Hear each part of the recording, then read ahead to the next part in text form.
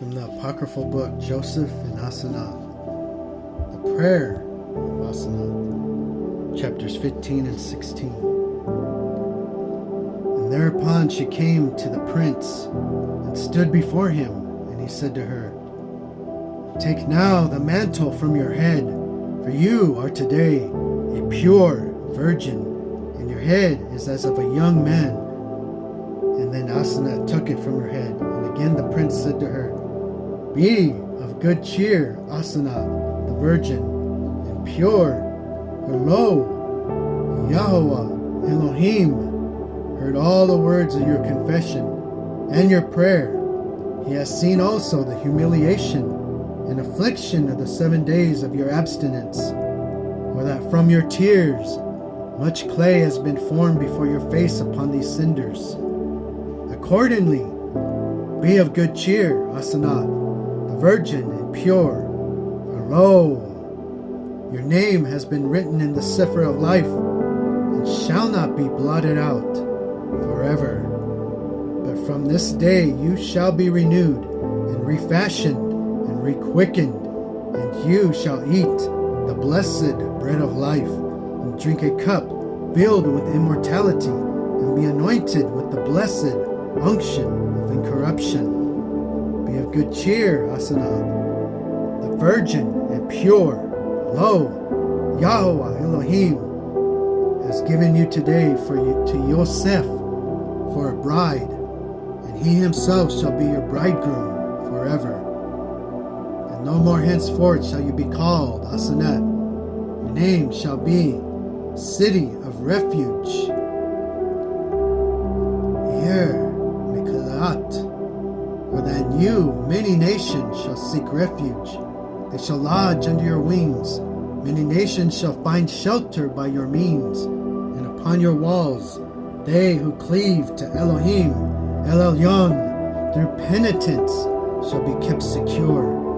For that penitence is daughter of El Elyon, and she herself entreats Elohim, El Elyon, for you every hour, and for all that repent, since he is father of penitence, and she herself is the completion and overseer of all virgins, loving you exceedingly, and beseeching El Elyon for you every hour.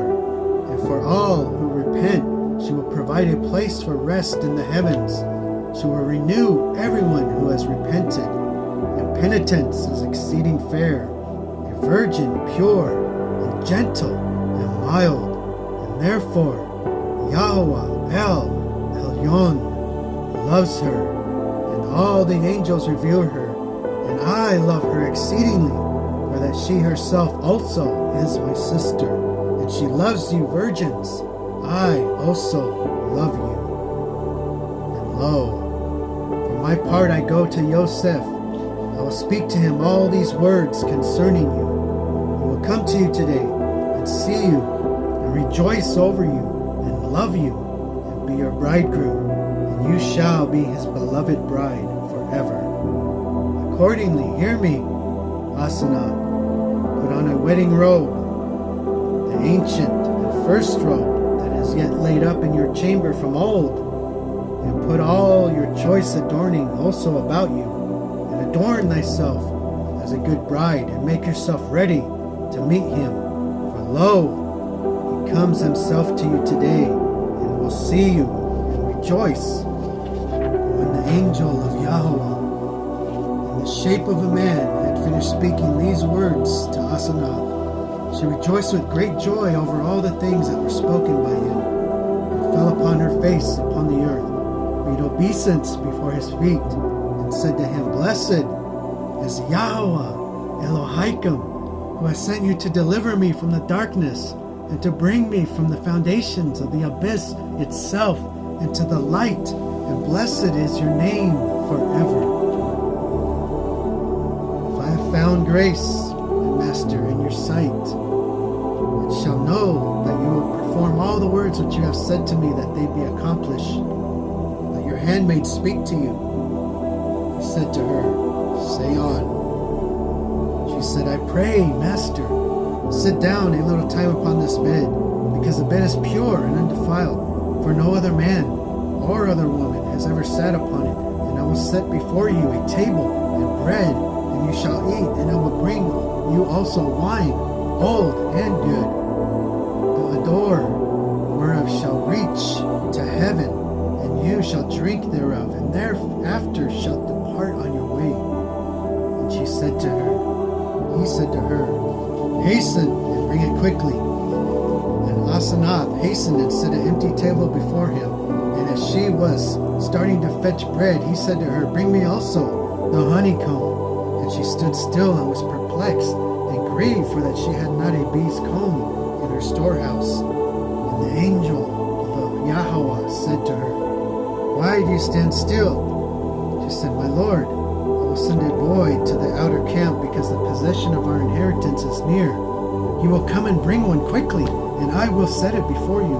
And the angel said to her, enter your storehouse. You will find a bee's comb lying upon your table. Take it up and bring it here. And she said, Yah, there is no bee's comb in my storehouse. And he said, go, and you will find. And Asenath entered the storehouse and found a honeycomb lying upon the table. The comb was great and white like snow, and full of honey, and the honey was the dew of heaven, and the odor thereof is the odor of life.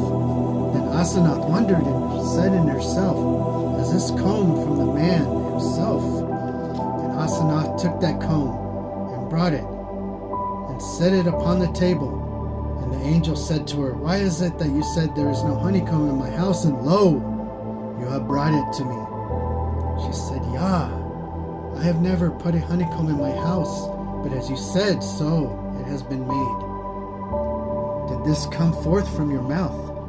For that the odor thereof is an odor of ointment. And he smiled at the woman's understanding. And then he called her to himself. He stretched out his right hand, took hold of her head, and when her head shook it with his right hand, Asenath feared the angel's hand greatly, for sparks proceeded from his hands after the manner of red-hot iron. And accordingly she was all the time gazing with much fear and trembling at the angel's hand.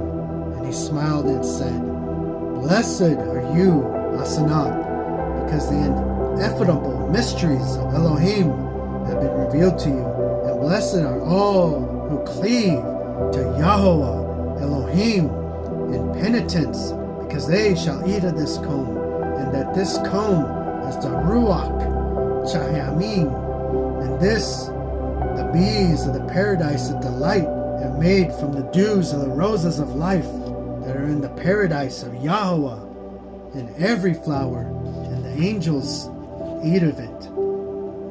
On all the elect of Yahweh, all the sons of El Elyon, and whosoever shall eat it shall not die forever.